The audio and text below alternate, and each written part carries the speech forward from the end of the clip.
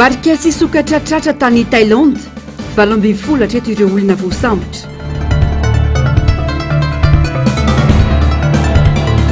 Fanagasiana sy ny tolona 27,700 mbola ny vahiny no mifehy antsika eto. Firaisan-kina manjakandrina manentana ny olona hifidy sy hiaro ny safidy. Manatitra ny araba tombokilasy tombokivavy tonga soindrainao tanatin'izao fotoana ny fampalalam-baovao izao ampanajana sy ampitiavana no anasana manaraka ny antsipirim-baovao hatramin'ny farany. Araka ny efanaratsika tany anatin'ny lohateny-baovao teo dia nitotany amin'ny distrika ny Manjakandrina iny ny fidinana ifotony ataon'ny mpitarika ny vovonana firaisan-kina. Nampafantatra tamin'ny fomba ofisialy ny kandidaty ho anan'ity vovonana ity any amin'iny distrika iny rehefa vonony sady eorantsika avy hatrany ny mahakasika izay efa izao aloha dia itoizantsika amin'ny vaovao mahakasika ny raharam-pirenena no hanomboantsika izao fampalalam-baovao izao. Ny kianjany 13 Mey no fampisehoany izay mpitondra ny fandimby teto amin'ny firenena fa basy no hitazomany fahefana hoy Constant Ravelson toerana manandanja ny kianjany 13 Mey ka atahorany mpitondra mafy hoy ny fanazavana eo amin'ny fandraisam-peonin-java Andriamahefa sy Andry Rakotomalala. 13 Mey 27,700 13 Mey 420 20 taona katroka androany nitolona sy niesika nataon'ireo mpianatry ny anjerimanontolo izay niteraka ny faravan'ny repoblika voalohany hanotarian'ny filoha Philibert Tsiranana. Raha ny tantara nifantoka tamin'ny olana telo lehibe ny fitakiana nataon'ireo mpianatra tamin'izany ka notsorona hoe hafanagasiana. Teo ny fanafoanana ny fifanaraha-piaramiasa ara-kolontsaina miaraka amin'ny Lafrantsa. Notoerina ny fanjanahantany tamin'ny endriny vaovao nataon'ny Frantsay, ny fangejana sy ny fandrobana vola sy ny harem-pirenena. Teo koa ny fanoherana ny fampianarana tsy mifanitsy amin'ny zava-misy eto Madagasikara dia ny sekoly miangatra sy ny sekoly sivana izay nanoliana ny zaza malagasy. Teo ihany koa ny fampitomboana ny fahafahan'ny tanora sahirana ara-pivelomana makany amin'ny sekoly ambaratonga faharoa 12 taona teo aoriana tanteraka ave ilay fanagasiana. Ampahafantarana hoe ilay fanagasiana ny averinay tsy nandeha fotsiny hoe fanagasiana fa fanagasiana sady famahoana. Zany hoe sady atao malagasy no natao hanompo natao hisitrahany maro indrindra démocratisation filazana azy mety ho hain'ny maromaro kokoa zay. Dia hoe aiza zao ilay fanagasiana fa inona nimba zavatra ho akaiza eo ianao tsy anagasy aiza ianao ary tsy hanao démocratisation aiza ianao zao milaza io université atsika ankehitriny io ahoana io ve borsara tsy aloha tsy voaloha tsy démocratique inga zany tifirinao ny étudiant rehefa ohatra ka tsy mahazo an'izay ilainy azahoany mianatra bourse zany. Ny mpanan-karena no afaka mandeha misy karazany roa, mpanan-karena afaka mandeha amin'ny université tsara sy mandeha any andafy ny zanany ary le tena mbola mba te hikiry ampianatra ny zanany hoe mba fampianarana tsaratsara kokoa mandeha amin'ny université privé mbola adevitra be mihitsy ny eo amin'ny hoe qualité amin'ny fanofanana ka mbola tsy nizotra ny antony le fitondrana fandimby teo nanomboka tamin'ny général Ramanantsoa toy tamin'ny Didier Ratsiraka raisiny fotsiny le teny fanagasiana eo aia atotony fahatany zahay efa voailika zay ange eritaona taoriana 13 mai 72 13 mai 73 zay dia efa samboriny satria saika hoe anao fatsiarovana an'ilay miakatra Didier Ratsiraka 75 en 1976 zay dia samboriny satria ny teny amin'ny hoe zao le tolona zao le didavin'ny firenena. Ny vaivay tokoa ny tolon'ny mpianatra malagasy tamin'ny andro ny 13 Mey 27,700 mpianatra maherin'ny rahetsy manerana ny Madagasikara no nitarika ny fitokonana fahobe. Nanao izay nampitsahatra ny fihetsiketsehana nataon'ny mpianatra tamin'ny fomba rehetra ny mpitondra tamin'izany. Ampolo ny ireo namony ainy ary 100 ny ireo naratra. Mpitarika ny fitokonana 100 ny marainkoa no nosamborina sy nogadraina tany Mosilava. Nanomboka teo ny herisetra-panjakana ary mbola lovain'ireo mpitondra ny fanesita teo aoriana hoy Constant Ravelson. Azo ovaina ny rasy eto amin'ny firenentsika ray zay faharoa le mifampidinika sy mifampiera no azahoana manova azy eto. Dia eo andeha namarika hoe matoa nisy ny 13 Mey le daty sy le toerana iny enge dia herisetra n'le fanjakana sy abibian'le fitondrana nampisy an'iny fa raha izahay a volana maro zay mifampidinika mifampiera mifanao tenerana sy sisa tsy hininina simba tsy hininina rava fa ny herisetra mpanjakana tany amin'ny faritra hafa nisy mihitsy ny tanora maty ny vonon'ny polisy ny sisa dia teto izy a voahinony refotra ny herisetra ny fitondrana zany hoe ny zavatra faharoa hita tamin'ny trésime ary nahatonga n'io toerana io lasa misy lolo ohatran'io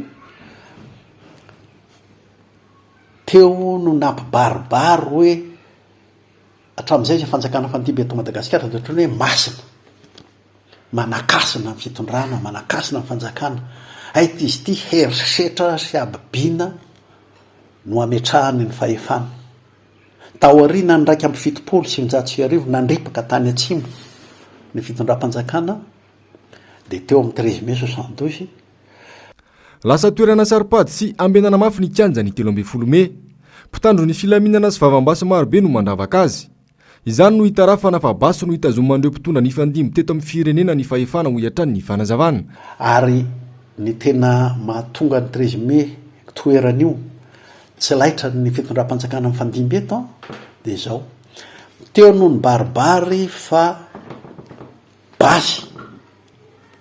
basy no hitazomany zao fitondrana fandimby zao ny toerany ny fahefana nanomboka tany amin'ny 71 manko voaingana dia 72 ty fa miverina ndray ny talohan'izay 5 taona tany aloha tany 47 fa betsaka ny olona nahita ny 47 mbola teo tamin'ny 13 Mai 72 dia mibaribary zany amin'io fa herisetra sy abiana ary basy no mampanakasina nyity fitondram-panjakana ity dia mitoy izay mandrak'izao everiny fa tsy maintsy mampiseho basy izy a rehefa manambana fotsiny hoe eo amin'ny kianjan'ny 13 Mai ny olona zay te hanova zavatra eto ary le olona te hanova zavatra koa dia mihevitra hoe eo ny toerana mahery andra eo ny mahery vitana azahoany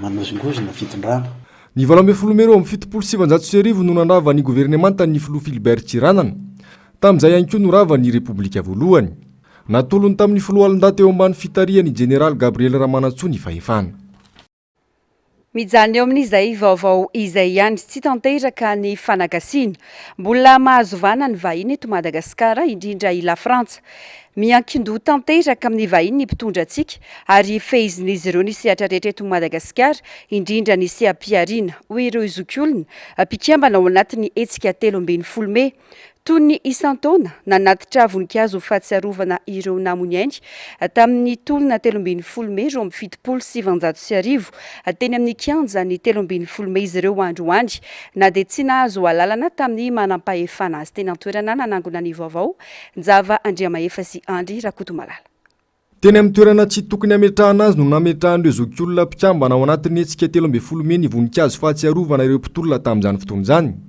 rakotra mpitandro ny filaminana vao maraina mantsy ny teny amin'ny lapan'ny tanàna ary voalaza fa tsy nahazo alalana tamin'ny prefektura n'Antananarivo ihany koa reto zokiolona ireto zareo angamba mihevitra fa hetsika politika le izy dia rombo amin'ny prefet n'Antananarivo sy ny tompon'andraikitra ambony ihany dia mieritreritra fa zay ve dia aka fitondrana tsy aka fitondrana mihitsy zay ary tsy andeha hikorotana zay ary tsy andeha anao an'izay fomba hitona olona na inona fa izahay dia mpikambana tao amin'ny hetsika atao hoe hetsika mai 72 ametraka voninkazo fotsiny tena hevitray fa tsy andeha aka fitondrana zay dia zay ve dia anakanananay tsy hanomezana anay taratasy ametrahana an'io isataona nefa manome foana mahavariana ihany ny fiaindratsika ankehitriny ary tsy fantatra intsony zay faran'ity fireneny ity fa dia efa zava-dozy zany tsy tratra ny tanjona izay nitolomana tamin'izany fotoana izany sy hoe reto mpikambana ao anatin'ny hetsika 13 Mai ireto be ny zavatra nitakina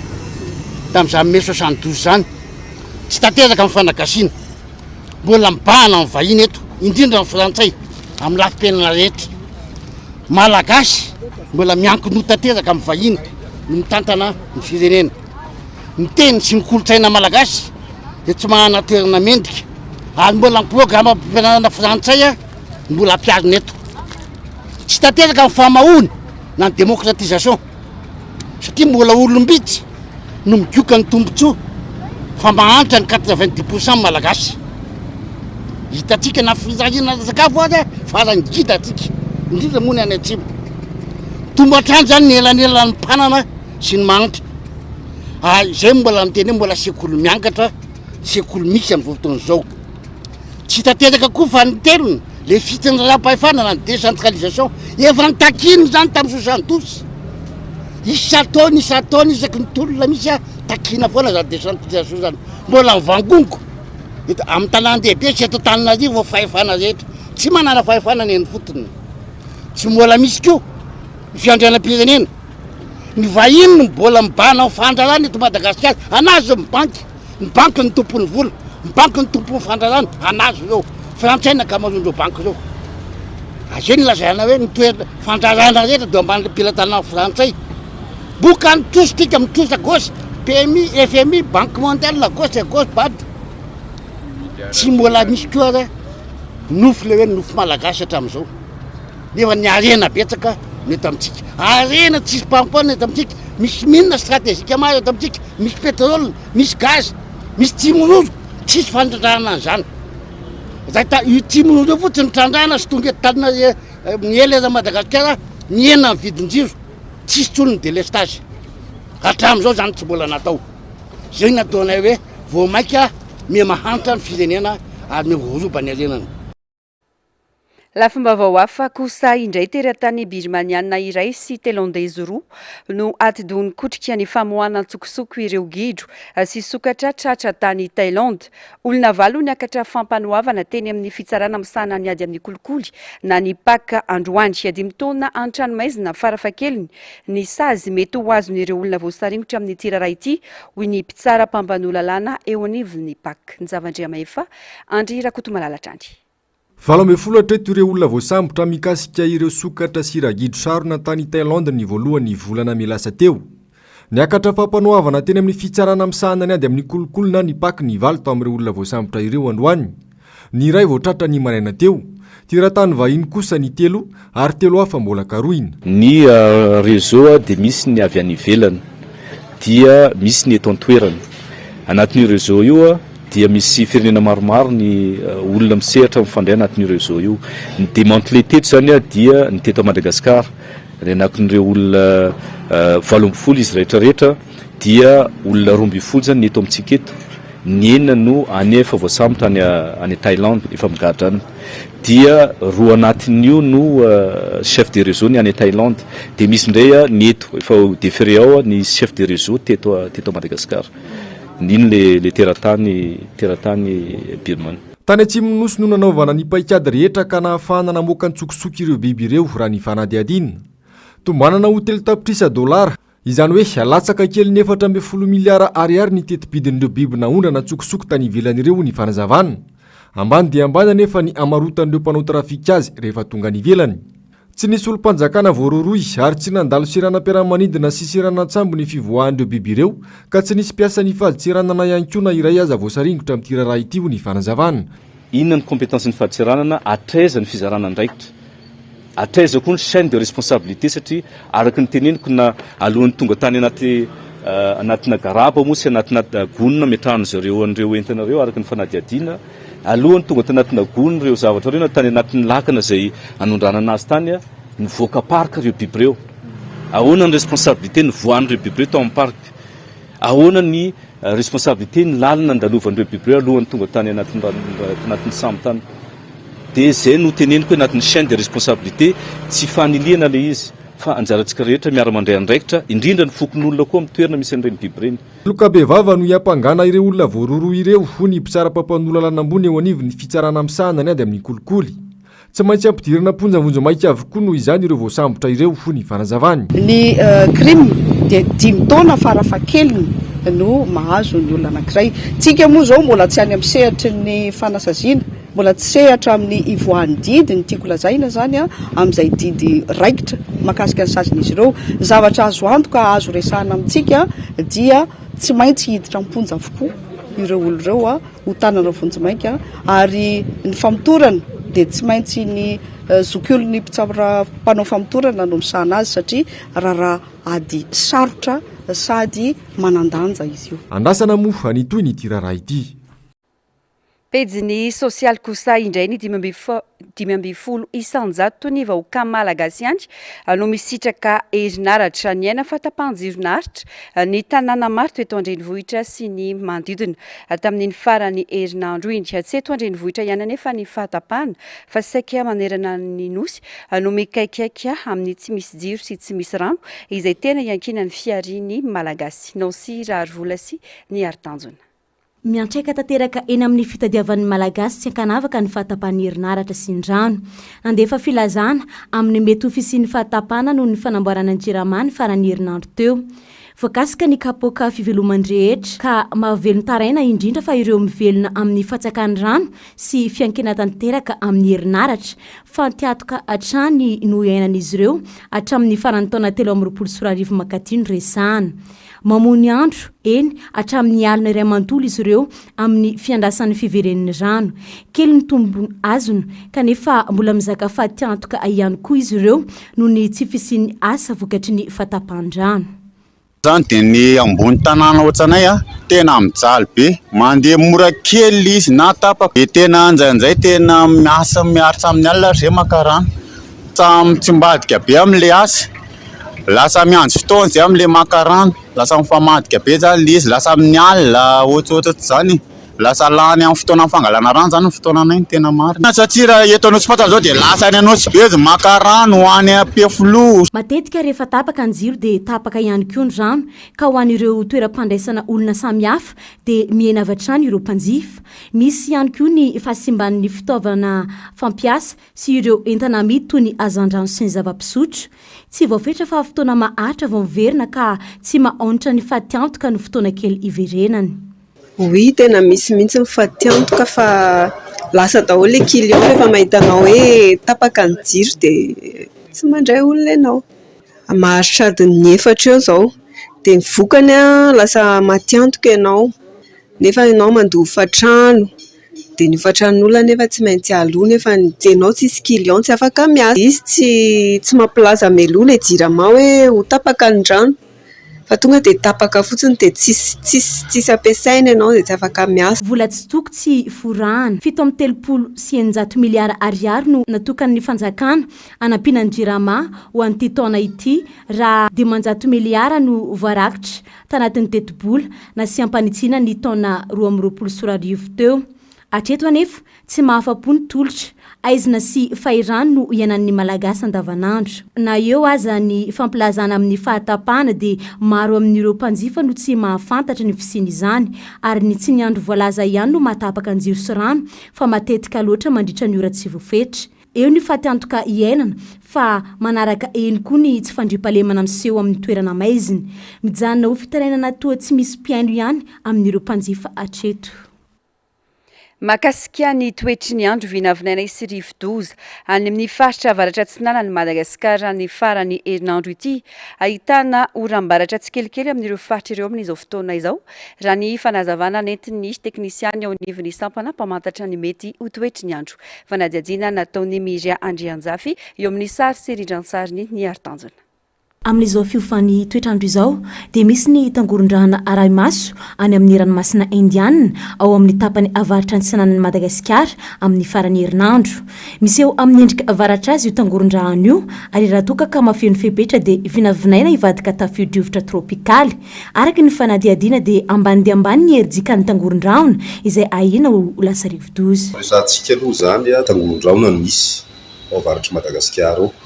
Mbola tangoron-drahona Araimaso zany mety ho fivoarany ny scénario misy dia mampiseho fa mety hisy any amin'ny farany herinandro fa ambany nefa izay ataontsika hoe herijika mety hivadian'ny rivo-doza zay.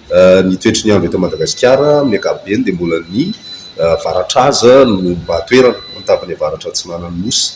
Ny eto voatany mety tsy mahatoerana ny atmosfera indraindray ao anatin'izay zany hoe misy fotoana zany mety hitrangana tany vrahona mitsitokotoko ihany ho any avoatany.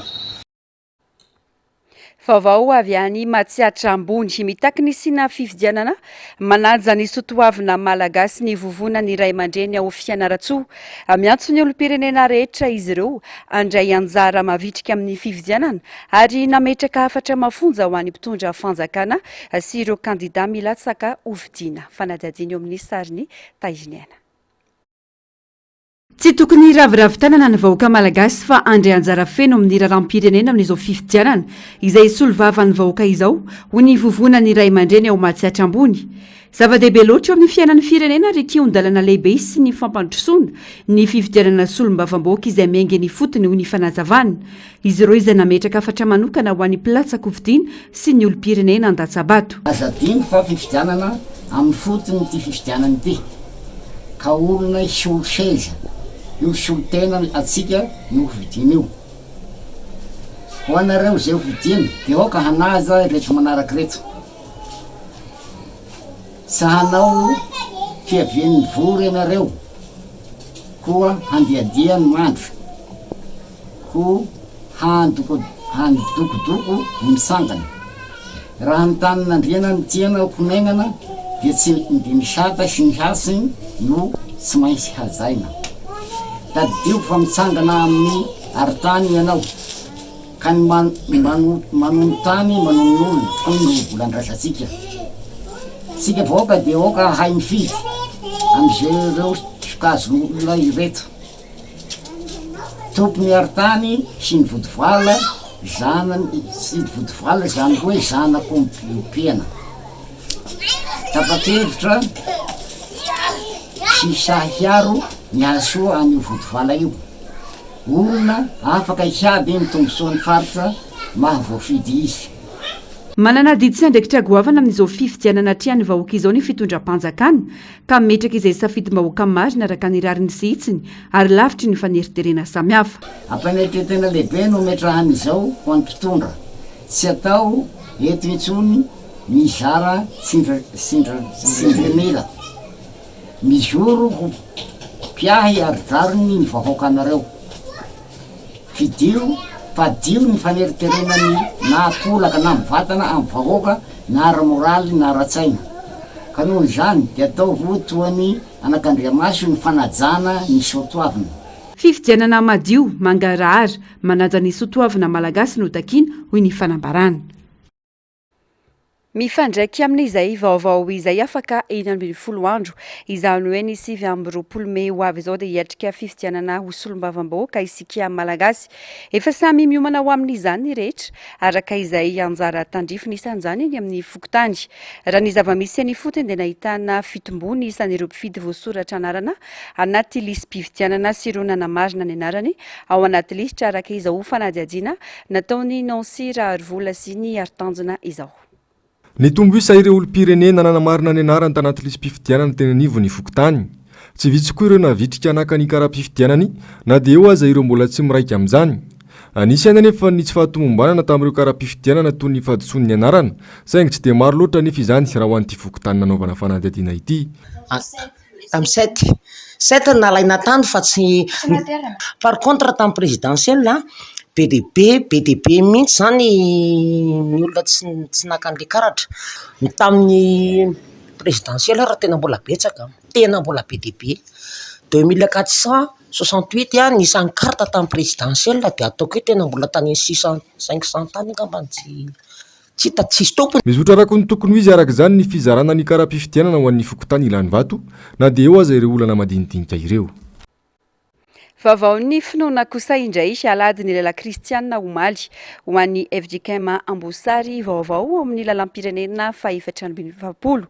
Niara-ny ombom-bavaka niaraka tamin'ny sampana lehilahy sy ny sekoly alady tany an-toerana ny filoha Ravalomanana omaly nandritra izany no nanoloran'ny fanampiana ho an'ireo sampana roa ireo. Asin'Andria Malala sy Mateo Princy. Raha andalana azo Moramanga ny filoha Marc Ravalomanana sy ny délégation niara-dia amin'ny omaly alahady dia nivily tao amin'ny FJKM Ambosary vaovao niara-ny ombom-bavaka tamin'ireo mpino tao an-toerana ny tenany. Alady ny lehilahy kristianina ny andro ny omaly ka niaraba manokana ny lehilahy tenany no sady nanolotra fanampiana ho azy ireo. tsy nisampana lehilahy kristiana irery ihany no nahazo fanampiana taminy fa nahazo tantsoroka ihany koa ny sampana sekoly alahady noho ny fitiava-manokana ireo ankizy. Dia zao no navarina indrindra raha tian'izao fantarina iny andro mbola hitan'ny président zavatra hitako dia zao nahoana raha no vehivavy daholo nefa alahadin'ny sampana lehilahy kristiana androany. Zay mbo fanontaniana mipetaka tao an-tsaiko izay. Za matsy lehibe ny sampana lehilahy kristiana président d'honneur zany amin'ny FTC kandra eto dia amintsika FTC moa zany mitovy daholo ny fandarana. Dia zay fanontaniana mipetaka. Faharoa tena kisikely daholo rehetra tena nanahita mihitsy dia fandarana dididitra sekoly alahady teo satria tena miezaka be tsy ny ankizy ny hoavy ny fiangonana dia ireo sekoly alahady ireo. Ameko tantara kely anankiray nareo niaraka nandeha tany Corée izay sy vice président pasteur Zarazaka dia tena mandeha be mihitsy ny azy ny sekoly alahady fampianarana sekoly alahady ireo no hoaviny ireo le tanketatsika zany tsy maintsy kolokoloina be izy ireo. Dia araka le ndesan'ny pasteur teo hoe manana ny maizy azy ny finono tena zava-dehibe ny zavatra atao ny finono ka rehefa tsy ao anatintsika nefa finono tsy mety tsy maintsy ankizy dia efa fampianarana manana finono. Zany mbola kely mana ohatrany teo nefa taona dia rehefa mama tsy mipetraka mandrapahafatana nanao sekoly alahady dia mahatsara mahita reto ankizy reto dia anampy azy ireo anampy azy ireo sekoly alahady ireo voapiko zany izy ireo dia to lalana leko ihany ty matetika dia jereko ny hoe manaraka dia ireo zany dia ny sampana lehilahy kristianina tena tokony jerena koa sampana lehilahy kristianina fa dia alahadytsika androany dia fanoto andreo tsika dia ampiko koa ianareo androany dia hitatsika hoe inona zavatra tete fa jereo zavatra tokony ilaina avao.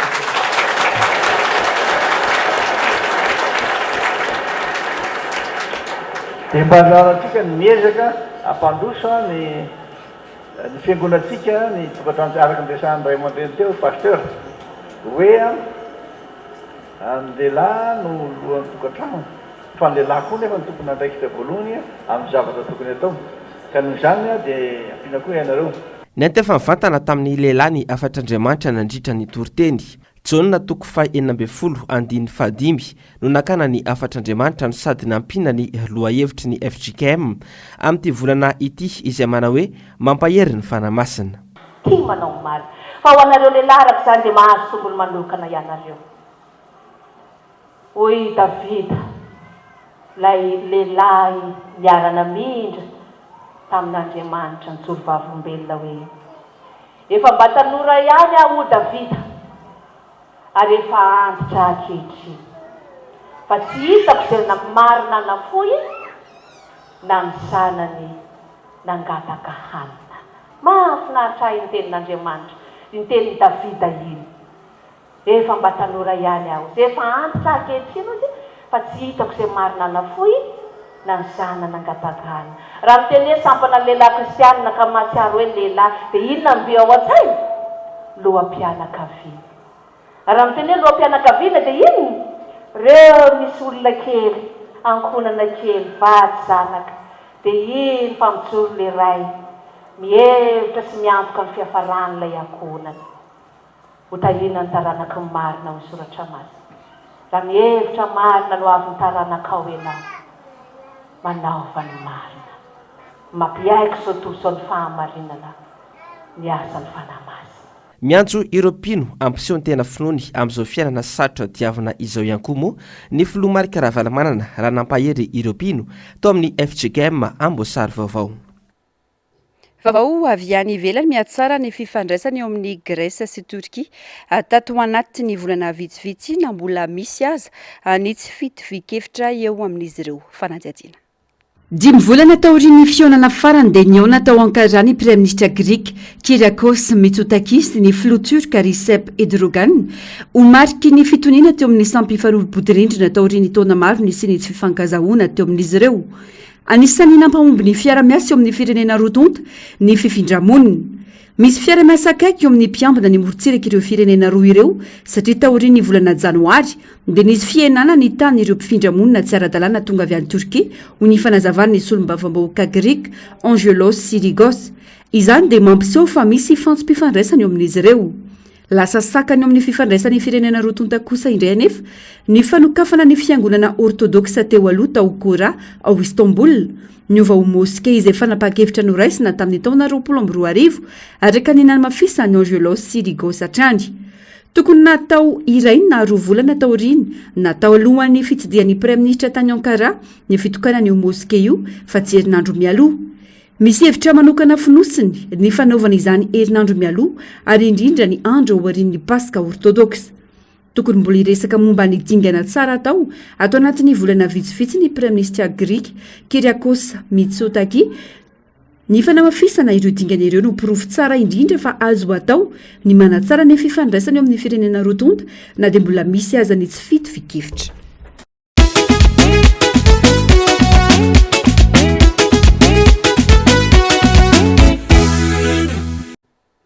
Araky ny feo famantarana iny dia hianoka tanteraka ao anatin'ireo vaovao makasika ny fampelezan-kevitra isika atao anatin'ireto vaovao manaraka ireto.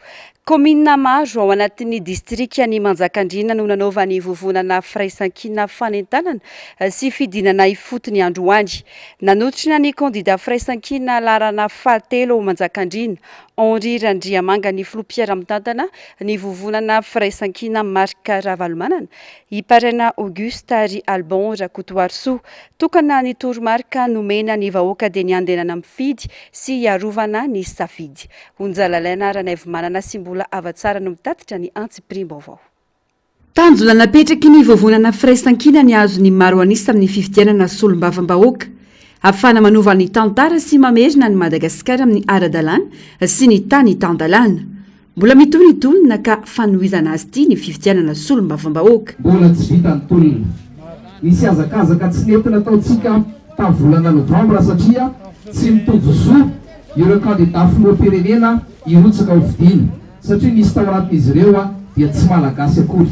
Kanefa dia nekeny ny fitsarana avy no malaram-panorenana dia tsy mety amintsika izay ny amin'izao kosa nefa fifidianana manakaiky vahoaka dia izay no natonga président Ravalomanana nanolotra zany any député candidat député Henri teboka faharoa maranako azy dia izao ny entanana farana Madagasikara tsy maintsy mandroso.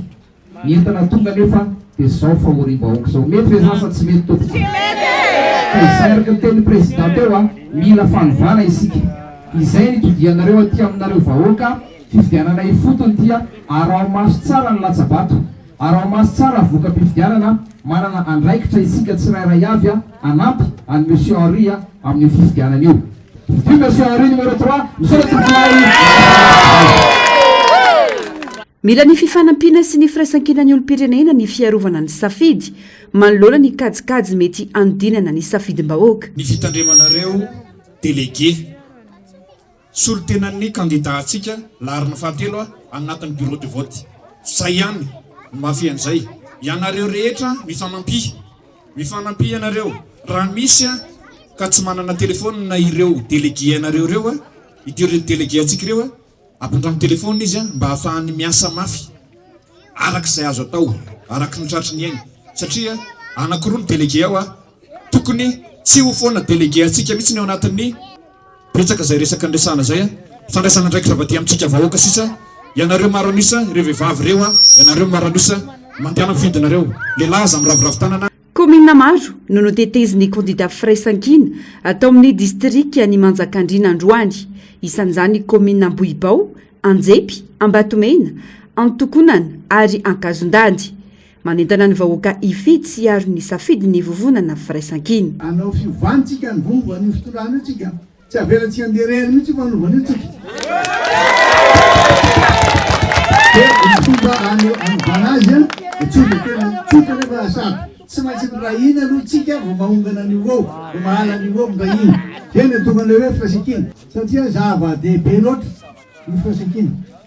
Tsy maintsy mirahina an'io tsy maintsy miaraka miasa isika. Zay ny atao hoe tonga miaraka fangoana fandraisa miaraka fampiasa. Tsy mahavita zavatra tsika raha tsy mirahina. Nefa ny raha tena mijanto tena momba an'izao tsy mahavita zavatra.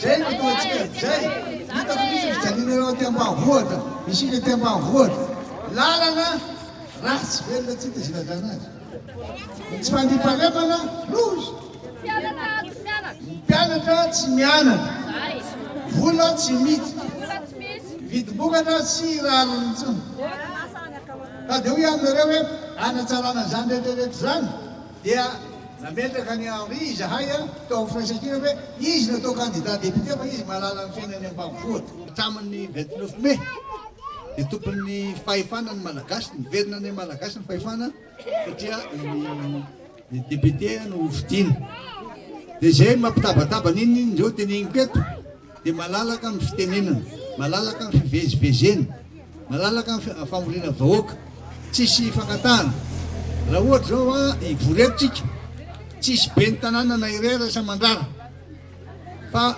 mampilaza fotsiny amin'ny district hoe mampilaza anao zany nga chef district fa andalo eto ny candidat-nay anao fampelezan-kevitra fampilazana tsy fankatahana lalana eda be zany ny zavatra tokony atoro satria le olona matatahotra zao matahotra re tsy maintsy ampitahotra reo fa aveo satria raha hoe tena fividianana madio zany mandeha tsy aresatsika anao vino tsy mbatika amizay ty fitoany ty ary efa maro amin'isy tsika de afaka manova zay ty tsika ovana vahoaka nanjepy de anareo manodidina mahatoy zay tonga ty mimosika fa tsy maintsy hiala amizao fanitrany zao a ny vahoaka malagasy ary tena hoafaka amizao toerana misy azy zao a ny marge Madagasikara tena ratsy ny maritsika any velany any de voafitaka nareo be da be misy amin'ireo minazy hoe zay ny tena zanaky daga zay tena timma zay tena ao anatin'le firaisan-kina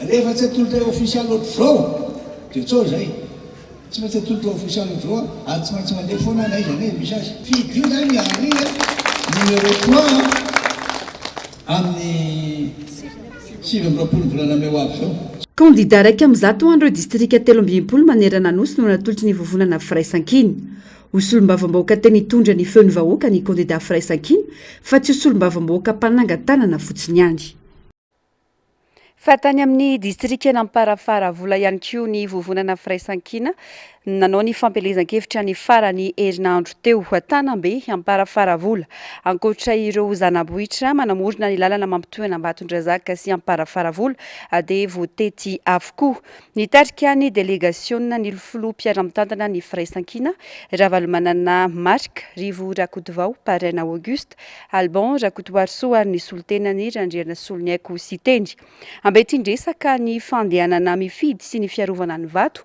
izay narotsaka namitandrina ireo mpaneritery mpiasa-panjakana ihany koa ny vovonana firaisan-kina Asinandria Malala sy Mathieu Pressy laharana fa efatra ao amin'ny belta tokana ao amin'ny isy distrika Amparafara-vola Irabekijana Solofery sy Aina kandida ny firaisan-kina ao Amparafara-vola ny santarana ny fampelezan-kevitra tao amin'ny distrika Amparafara-vola ny tao Tanambe ny fanitsakitro ny vahoaka na maly ny antso izay limpivoarana leo ny zao zava-misy izao feno olana matsy Tanambe tahaka ny Madagasikara hoy Alban Rakotoarso filohany antoko politika madio izay zanaka ny fatra ihany koa tonga eto izahay manotrina any député Rabekijana Solofery laharana fa efatra ao anatin'ny bulletin unique zavatra telo ny ambarako tompoko laso tompoko vavy ny voalohany tsy mbola nisy kidina pinina zany teto Amparafara vola raha tsy amin'izao fotoana izao raha ohatra ka tseketika zany de fitsitsika ny numéro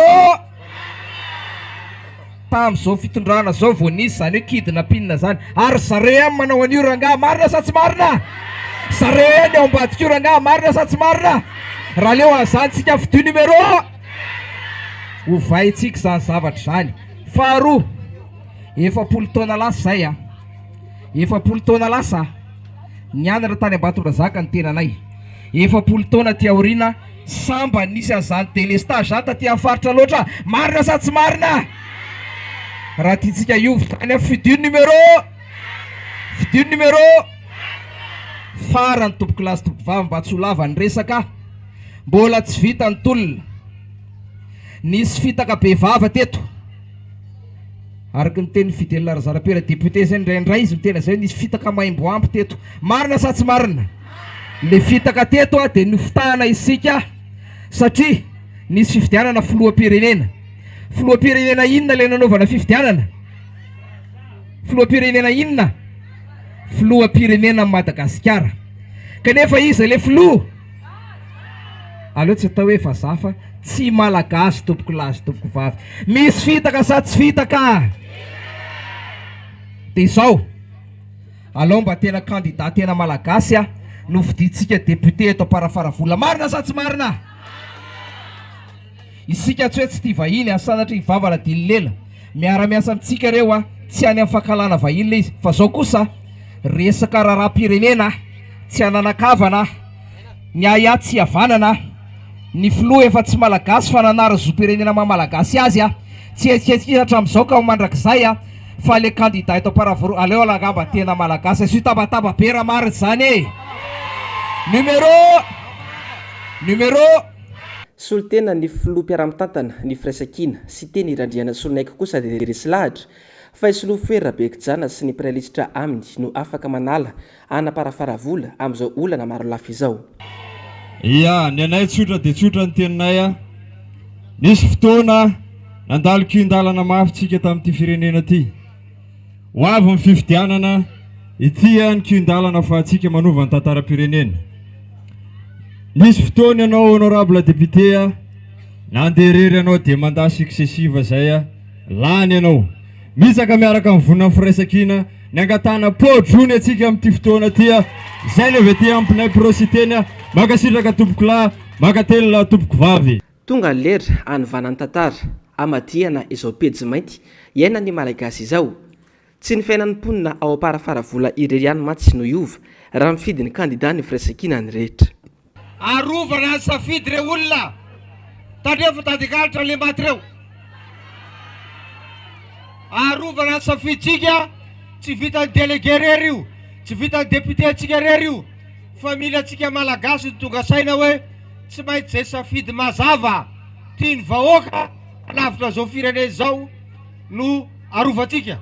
Ary zay ny joro ny firaisan-kina, zay ny atokavana etika dia tsodrana reto namana député zandry reto.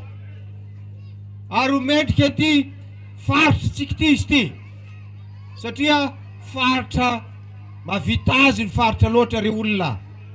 Ary zay mino fa tsy mamitaka anareo reo candidat reo fa reo ny mahery fony firenena, reo ny mahery fony faritra distrikena Parafaravola, sona tompo lahy sona tompo vavy. Fifidianana ho fanavotam-pirenena ity fifidianana solo-mavambahoaka ho avy amin'ny 20 Mey ity ho kosa ny candidat Soloa Ferra Bekijana. Ny tolona raha teo mbola tsy vita satria tsy mbola any malagasy Madagasikara. Ny tolona mbola tsy vita, mbola misy ezaka be atao amin'ity firenena ity mba hialantsika mijadona, mba hialantsika amin'ny zavatra tsy mety rehetrarehetra sy ny kidnapping sy ny namany. Andaotsika fanometanana ahifidy ny député firaisan-kina. Misaotra betsaka anareo président firaisan-kina rehetra, ezaka lehibe ny nataonareo matotonga amin'izao tanjona izao. Ary misaotra anareo safidy aminay ho candidat. Tsy anarako ilmiandoha anareo izahay fa hijery an'ity tanindrazantsika ity, indrindra hanova tanteraka ny distrikena Parafaravola hialana amin'ny zavatra tsy metimety rehetrarehetra. Matoky anareo vahoaka koa izahay fa hifidy aminay nareo ary fanometanana aminay nareo azahoantsika ny tanjona. Ny tanjontsika dia hanovan'ireo tsy metimety ao ambon'ireo, azahoantsika majorité parlementaire dia hanovantsika zavatra hafa avy eo. Tao Parafaravola kosa no nilaza ampahibe maso ny filohany antoko tsara tafona Paraina Auguste fa mafy tena mafy ny tsindry mahazo ny zanaky ny faritra atsimo atsinanana izay monina sy manana andraikitra ao a Parafaravola. Entitra ny tenany raha nampitandrina ireo olona ny volomboasary manao izany. Parafaravola Madagasikara any malagasy rehetra mahazo mipetraky na haiza zay malagasy. Eny finavahina za mipetraka amintsika ty ka okanareo mahenao fa ny TGV mapary zany miasony ansoigny ray aman-dreninay avy any Masimasignana mipetraka ty amin'ty faritra ty ansoiny président ny fokotana ansoiny le pitarika avy amin'ny faritra igny dia anaovana ny sozay ampitahoriny ianareo sy maintsy manohany le candidat mpazakagna sy magneka ary ianareo avy amin'ny faritra Simosignanagny asika sy mba matao masomena zany ampitao amin'le MTGV mapary zany fa mivadibadika ty raha ty ho tratry koa izy mitandrema manao zany ny fazakagny tena manao zavatra rehetrarehetra iaho sy tiako misy zany hoe elonakina iray aman-drenina avagny ampagnasogno asoigna anao angazazakely izy asoisoinareo zany hoe anaovanareo hoe mampitandrigna anareo manaova déclaration amin'ny radio ono manaova déclaration amin'ny radio sy amin'ny télé fa hoe zahay avy mifaritra Simosignana ny Grand Sud-Est zany ny Besireba koa sika ty hoe sy maintsy manohagny an'ny candidat an'ny fitondragna zahay agny de manohagny ny candidat ny Fraisakina eran'ny Madagasikara ifaritra Simosignana zay sisy zavatra vitan'io mba mandalova ka anareo vangaindrano ao andrasa kabony raiky WC public raiky vitany andry razoelinao sy sany mitokagna anazy sy mivaly zany ka eto parafara vola koa zahay de manohagna ny candidat Rabekizana fa izay manoloana izany rehetra izany ary dia miantso ny rehetra osa ijoro andray andraikitra ifidy ny candidat ny Fraisakina ny Filomarika Ravalomanana nantratery ny Filomarika Ravalomanana atrany tamin'ireo toerana rehetra nandraisan'ny fitenenana fa tena fifidianana mipaka any anatin'ny vilany vahoaka ity fifidianana solombavam-bahoaka ho avy ity miantso anareo aho mba andignitra tsara sy eritreritra tsara fa loza beny fandrobana nataon'ireo hitatsika zao ny faharavana ary saintsika fahadalana daholo reny everitsika fahadalana daholo reny itonga zao ny fotoana anovana ianareo tsara veriko ny amandeha ny tsentsera loza be tena loza be ampaina taty mbola izao ihany ty izy loza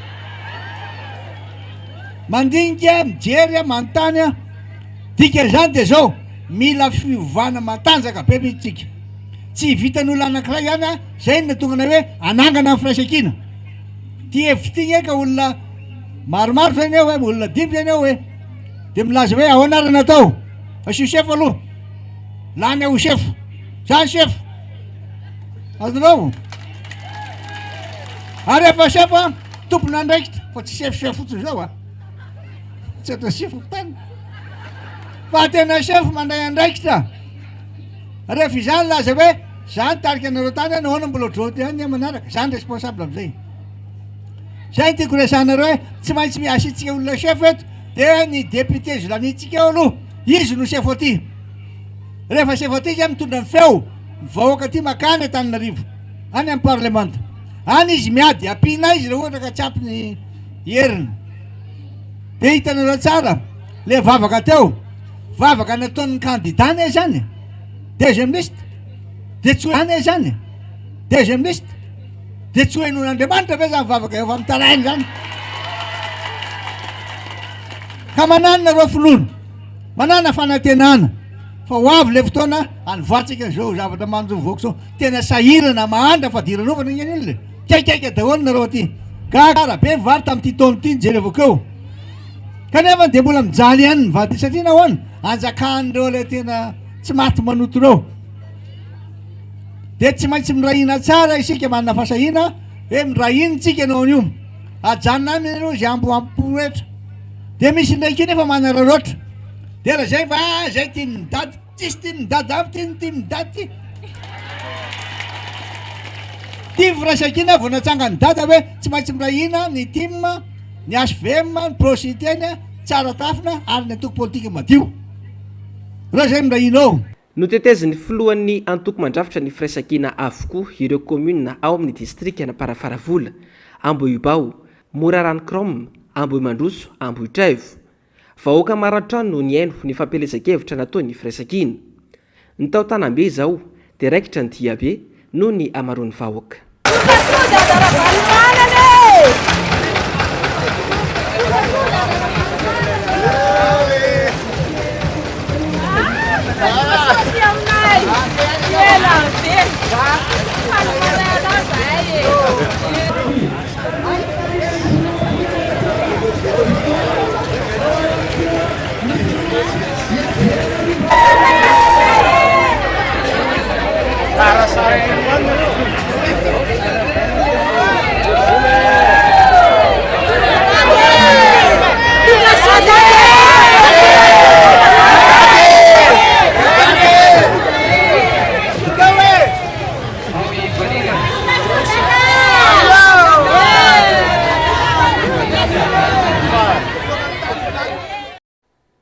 Ivezina ho any manjakandrina isika ato anatin'ity vanadiadina ity candidat tokana ihany no atolotry ny vovonana firaisan-kina ho an'ny distrika ny manjakandrina dia ny candidat Randriamanga Henri laharana fahatelo ao amin'ny bileta tokana.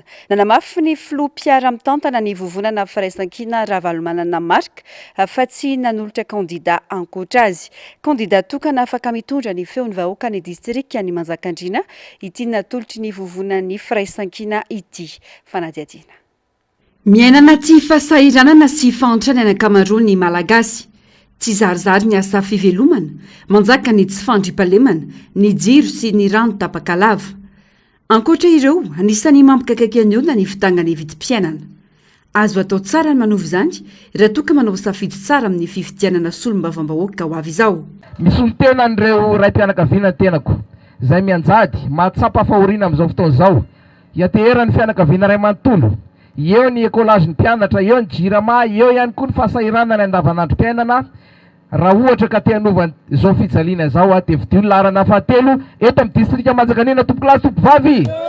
Nanome afatra mafonja ho an'ny seny manoloana ny tsy fanarandalana maro hita amin'izao fotoana ny fampelezan-kevitra izao ny mpitondra teny ny vovonana firaisan-kina. Za dia mampilaza aminareo na anareo miseny na anareo mignasese raha misy alabato ity resy magnasiakatria zany ka alabato hoe maharesy anay dia hiady asika ny hiady amin'izay asika ny hiaro ny vatsika an'io sandaindenganareo ahay fa tena misy le zavatra io ankehitriny. Ino le atao anareo regny misy zavatra omegny atao photocopie karaha-panondro dia verifiena ry amin'ny liste électorale ry ampanaovy sonia hoe anareo mahazo raha dia liste électorale. Ino moa ifandraisany liste électorale ame fagnapiagna omeny banque mondiale io le atao filet de sécurité avy amin'ny banque mondiale io nefa dia izay gnatao megny zirona koa ka izay zany mitandrema asika ho amin'ny resaka alabato io mitandrema samby miambina eo magnety magnisy agny vato agny sisy olo tiana sonina agny sisy tiany fitondragna io na izy resanao sisy tiany fitondragna io. Nanentana ny vahoaka ny Manjakandriana ny candidat ny vovonana firaisan-kina Henri Randriamanga laharana fahatelo. Sika miandany amin'ny vahoaka raha mbola misy ny vahoaka sahirana, raha mbola misy ny vahoaka tsy mendrika n'izao lasa mpangataka, tsika ny hoe lasa mpangataka araka ny teniko teo satria izao sarina iandro vatsy tsinjo, sandrana iandro tosika afameno, lasa malemy ty aizy nareo mahita toerana leto Madagasikara tsy miteny hoe mamaitra kely, manomeza kely.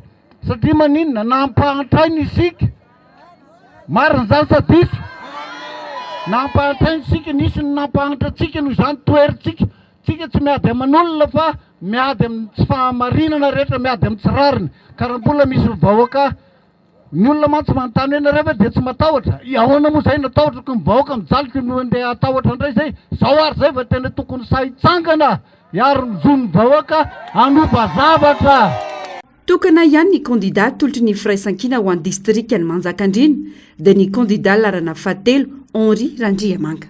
Reo moa dia ataony indépendant zalahy ihany reo moa dia hodikodina fotsiny le resaka indépendant nefa raha ny ry ihany mamatsy vola azy ka fidio zany ny firaisan-kina zay tarihany Henri aty amin'ny vakiny dina tsy manana zotsolany io ary misy misandosandoka any hoe ty midady ty miteny aminareo dada ihany ty izy ny candidat officialy tolotry ny firaisan-kina avy aty amin'ny tim noho izany diso daholo laigna daholo resaka fotsiny zany hoe misy atolotry dady zany aty izy ihany rehefa tsy matoko teny ianareo dia za manao fa azy ny anarako nentinareo makany dada ny ona sy ny tafa tamin'ny vahoakan'ny Carion sy Sambaina ny vovonana firaisan-kina androany izany ho tarin'ny filoha Pierre Mitantana marika ravalomanana sy ny filohan'ny antoko politika madio Alban Rakotoarisoa nampafantarina tamin'ny vahoakany kandida tolotry ny vovonana dia ny kandida Henri larana fahatelo amin'ny bileta tokany nanamafy ny filoha ravalomanana fahalalana tongavana amin'ny fanovana sy fampandrosoana ny fividianana izay kandida solombavambahoaka atolotry ny vovonana firaisan-kina. Ny angateto ambantsena ny azo any Carion ary ny pakatrany Manjakandrina ny Diabe nataony vovonana firaisan-kina atao amin'ny distrika ny Manjakandrina niaraka tamin'ny kandida Henri larana fahatelo. Dingana iray tongavana amin'ny fanovana ny fividianana ny kandida ny firaisan-kina hoy ny filoha Pierre Mitantana ravalomanana marika. Mila manovotsika tsy hoe fividianana zay président républicain akory no manovo fa ny député ndindrindrindra mavita manova zavatra. Dia zay natao hoe mba zanaky ny Manjakandrina vaky ny adinana natao teto. Ianareo ve zany? Noho izany i Henri numéro 3. Dia noho tsara. Rehefa tonga le 7 Mey dia numéro 3 vidina. Misy hoe Henri. Nampafantarina tamin'ny fomba ofisialy tamin'ny vahoakan'ny Sambaina androany ny kandida tolotry ny firaisan-kina. Nanamafy ny filoha ravalomanana fa dingana afana mitondra fampandrosoana eto amin'ny firenena ny fividianana solombavambahoaka. Dia tonga aty zahay izao iprésente anareo le candidatsika numéro 3 i Henri iny amin'ny sariny izy iny zay.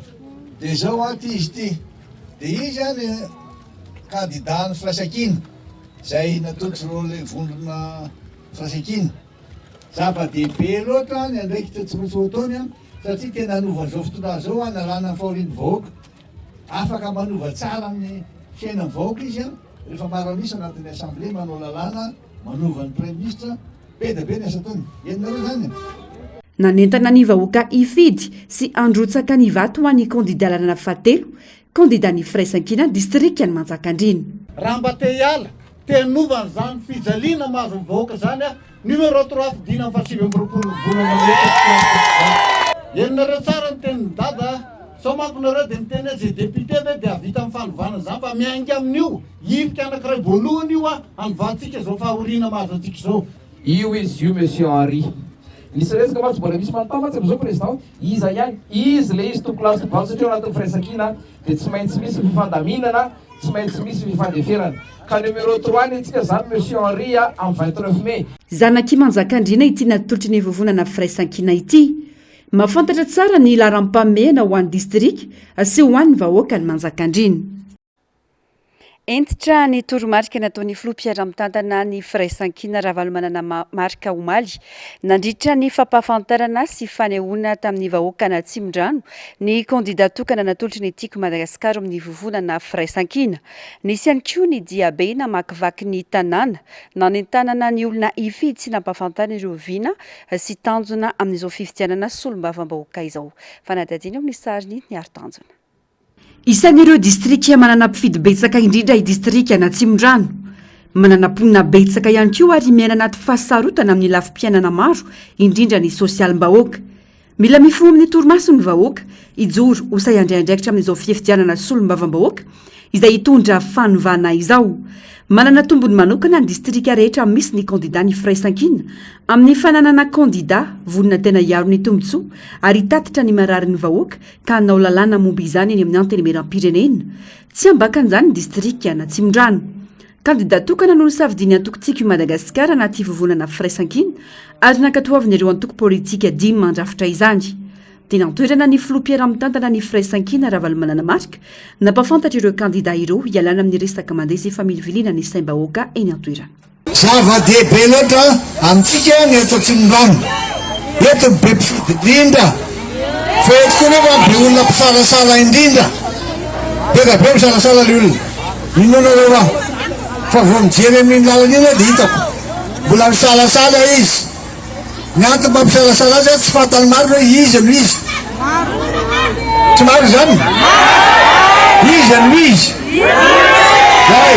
Dia zao izy ao anatin'ilay hoe firaisan-kina vondrona firaisan-kina misy atoko politika 5 dia rehefa nandiniky zay a dia nandamina dia fa napaha-kevitra hoe Matavoanga izy ny kandidaty eto.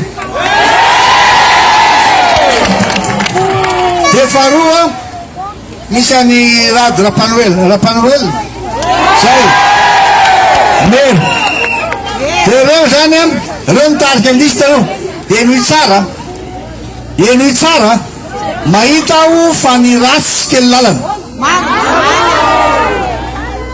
ary tena mila mitarina somaily isika rehetra. Mila manamafy ny fanaraha-maso sy ny fiarovana ny safidiny vahoaka ny olom-pirenena rehetra anatrarana ny tanjona sy anoheriny ireo katsikajy politika mahaloto. Ny zavatra roa ihany nakatahako amin'ireo dia zao entan'ny olona hifidy amin'ny 27 volana May zay ihany entany daholo dao hifiditsika raha izay. Faharoa arovana amin'ny vatony manao fampanantenana farovana amin'ny vatony efa tena leo ny olona leo amin'ny fahantrana leo amin'ny fahantrana izy efa tena leo amin'ny tsy fandripahalemana indrindrindrindrina ny aty aminareo aty leo tsy fisiny rano sy jiro dia zao. Mitohy hatrany ny fidinana ifotony ataon'ny kandidalana fa efatra tariny voangy Antananarivo sy Rado Ramparahoelina amin'ny fanaintanana ara-pifidianana sy fampahafantarana ny vinam-piarahamonina entin'izy ireo. Dia be namakivaky ny tanàna niaraka tamin'ny filoham-piara-mitantana ny vovonana firaisan-kina no nataon'izy ireo omaly ny ainga teny Tanjombato ary ny tety ireo vokotany maro amin'ny distrika Anatsimondrano. Fa ny tohiteny Ambatomaiky Amboditsiry ny fanentanana sy ny fampielezan-kevitra nataon'ny kandida larana fahatelo ao amin'ny boriboritany fahadimy fetra Ralambozafy Milolona sy Girivo Randrianarsoa andro fahenina amin'ny fampielezan-kevitra. Ny tety ireo elankelan-trano sy tanàna rehetra atao amin'ireo fokotany ireo fotoana ihany koa nafan'ireo kandida naneho ny vinany sy nanentana ny olom-pirenena ifidy. Tsy misy afa-tsy ny kandida ny firaisan-kina ihany vahaolana ho an'ny firenena. Anatrarana ny tanjona dia ny anao podro dia nisy ny fifambozarana paikady sy toromarika omaly teo amin'ireo vehivavy tim sy ny vehivavy firaisan-kina Ambohimanarina. Fanampanazavana. Nampiseho firaisan-kina ho fanohanana ny kandida atolotry ny vondrona politika firaisan-kina eto amin'ny boriboritany fahaenina. Ny vehivavy firaisan-kina atao anatin'ny ity boriboritany ity.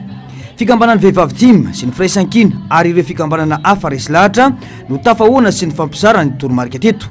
Tanjona dia fampandresena ahazahoana podro ho an'ny kandida atolotry ny firaisan-kina ao amin'ny boriboritany fahaenina.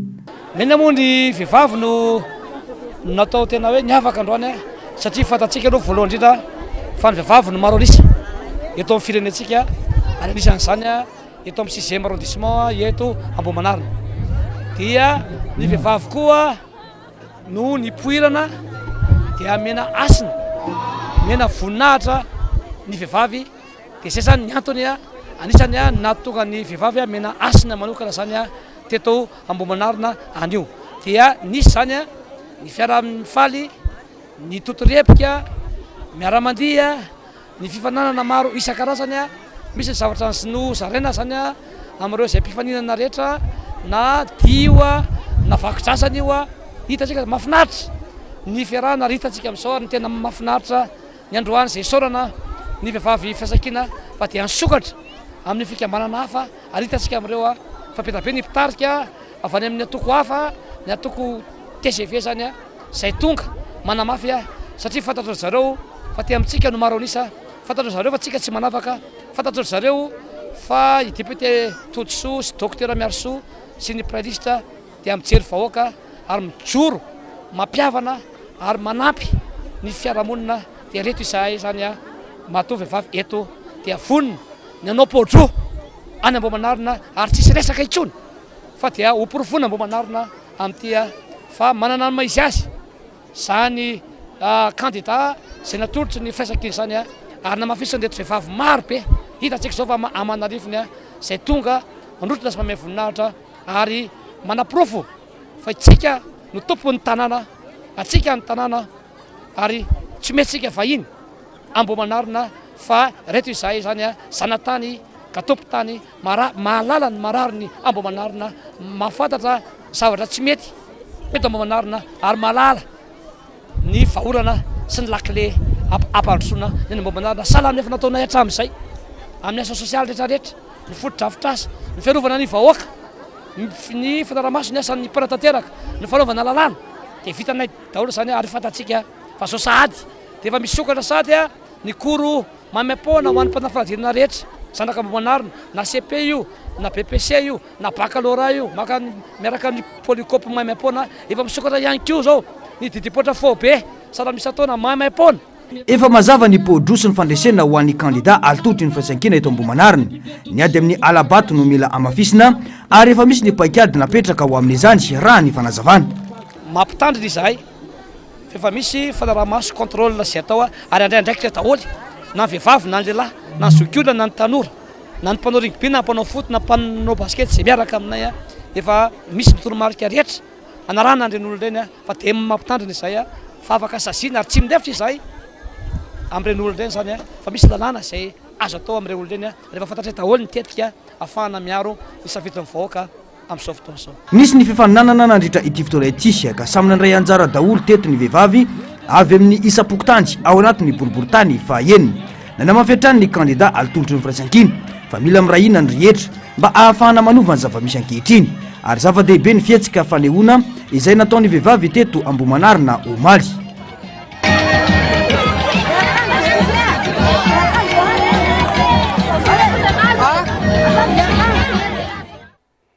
tapitra ny fampalalam-baovao tomboky lasy tomboky vavy mankasitraka fenanao nanaraka izany hatramin'ny farany varahinao aoriana izao fampalalam-baovao izao ny global news aorian'izay kosa ny ako ny fampielezan-kevitra ny sampana fampalalam-baovao tomboky lasy tomboky vavy manome fotoananao amin'ny rahampitso indray veloma tompoko